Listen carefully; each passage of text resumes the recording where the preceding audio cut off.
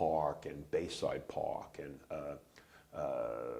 the Garfield Courts and Booker T, and down. They'd go down and play at the Boys Club. They would be playing in all different places in the city. And they would go to the courts where Gary mentioned Country Village is the neighborhood we lived in. They'd go to Country Village just to shoot. They'd go to my park, because the park where my sons grew up had terrible games, so that was a shooting park. The kids would go there to shoot for a while, then they'd hop on their bikes or hop on buses and go look for players to play against. But then, I mean, following that era, I mean... We got to talk about Bobby for a second. Okay, go ahead.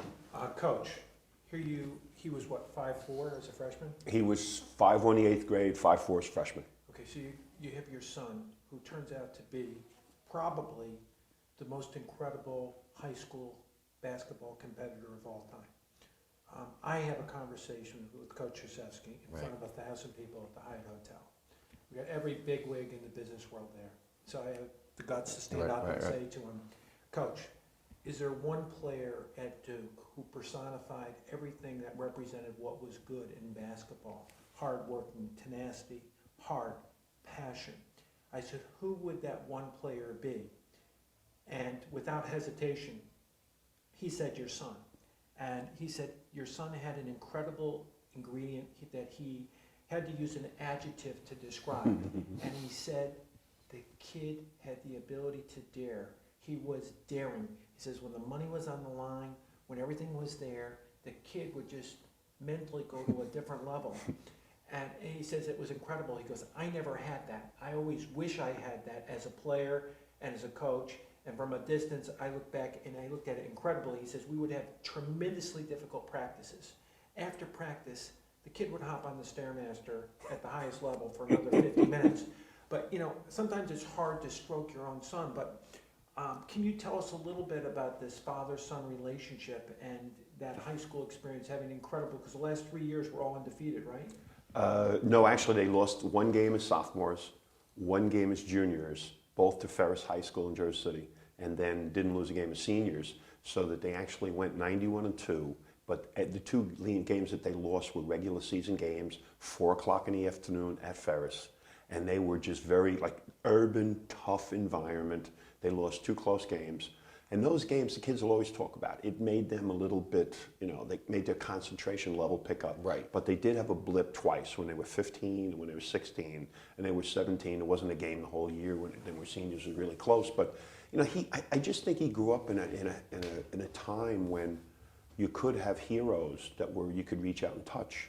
And he started running when he was, I don't know, like 5 or 6 years old. And I wasn't like managing his career. I was coaching the kids at St. Anthony's.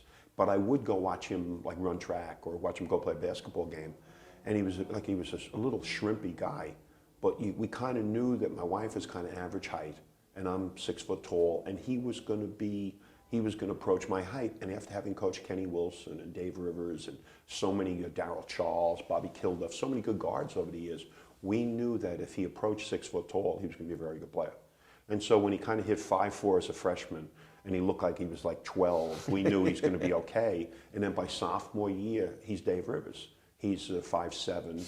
Dave was only a little bit bigger. Dave was the hug himself. We talked all the time with the kids at St. Anthony's about, if you have a dream, write it down on a piece of paper and tape it up on your wall in the house, in your bedroom. And when you get up in the morning, look at the piece of paper and this dream of yours and look at it and say, gee, what am I going to do today to help myself to reach that dream? And then more importantly, before you turn the lights out at night, again at the end of the day, look and say, what did I do today? Did I lose this day, or is it a day like John Wooden say, did I make this day my masterpiece? So he would look at that, and he'd kind of do that when he was a young kid. So he goes to an 8th grade career day, and a man from my job, probation officer, comes in, and he's talking about different professions. Then he asks the kids what they want to do, and kids, somebody wants to be a singer, somebody else wants to be a lawyer, one kid wants to be a baseball player, and Bobby was kind of sitting right up in the front. So he gets up now, and he's 5'1", he weighs 90 pounds, and a guy points to him and goes, what would you like to do? So he said, well, I'm going to St. Anthony High School, and I want to break Dave Rivers' records at St. Anthony's, and I want to get myself a scholarship to college, and I want to play for the Boston Celtics. So when he does that now, the man looks at him, he looks at 5'1", 90 pounds, and he laughs. So when the man laughs, the kids behind him in his class laugh. Yeah, so he pivots around now, at 5'1", 190 pounds, to say, what's up with this? And he's looking around to see if any of his friends are laughing.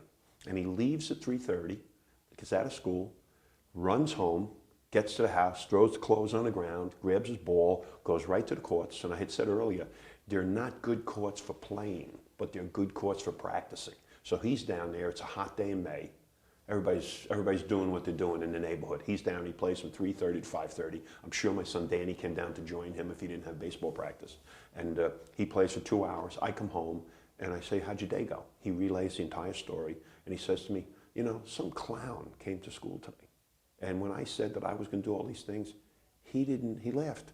He said, he doesn't know that I'm going to be 6 foot tall and that I'm the best guard in Jersey City right now. And all these things are going to happen, and I work on this. The guy had no idea. So I said, how'd you feel about it? He said, he got me mad.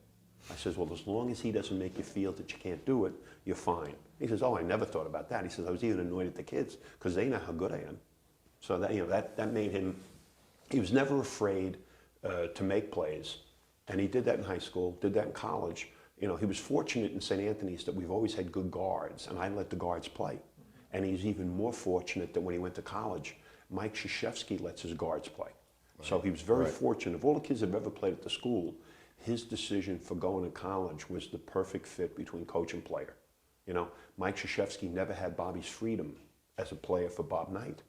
So I know deep down in there, when he has a guy who has a little bit of daring, he'll let him go. But he lived with a lot of mistakes when that guy's a freshman. You know, he made a lot of mistakes as a freshman, high turnover rate, and he was, you know, trying to adapt physically to the college game. And I think by sophomore year, he had figured it out, and that's when the real good Duke run started. Just to run out and having a guy like Bobby as a role model for kids. If you were talking to kids out there, kids who are going to watch this between the ages of 12 to 15, what would you tell them, Coach, in terms of how to improve and get better and to improve themselves? Well, I think you need the time. I always talk about you become great in anonymity. You know, the boxer that becomes the great boxer does his road work in the morning at 6 o'clock with nobody watching him. Right. And the basketball player who wants to become a good player watches the NBA playoff game. He watches, you know, somebody play, and he watches it, and it's the greatest sport of imitation. You go out now and you practice what you see, and you keep practicing in that. You're always working on your shot, you're working on your stuff, but you need to do it alone because you've got to be able to manage your own game. A big portion of basketball now is kids are on teams, and they play all the time. But I don't think after they have bad games, they know what to do after those bad games. Whereas the kids who grew up here, the decades of guys in the city, if they had a bad game and it was early enough on a given day, they'd go right to a gym someplace or the outdoor courts. I know if Mike Rosario, who played here 2 years ago, had had a bad practice, he's going to appear at the boys' club. He's going to go to Lincoln Park outdoor courts. He is going to shoot his way out of this funk that he's in. Well, you knew my next question. Because my next question is our segue into Mike. The segue was in this new era of technology and distractions, and you know, really, where sports and basketball, you know, aren't, you know, it's just now part of piece of the puzzle as opposed to this is what kids have lived for.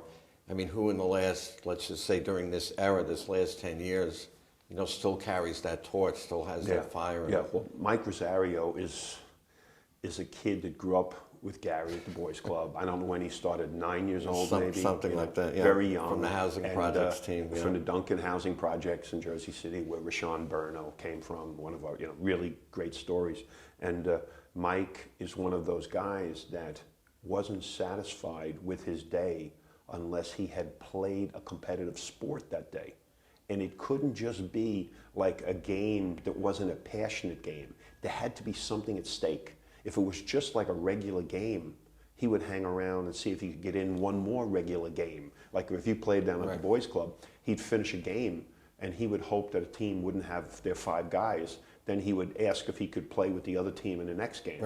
And when he played at St. Anthony's, he was on varsity for 3 years. His passion for playing, his like how he dealt with winning and losing, you could see how much he cared about sports. It was right on his sleeve. There was never a doubt about, like you could read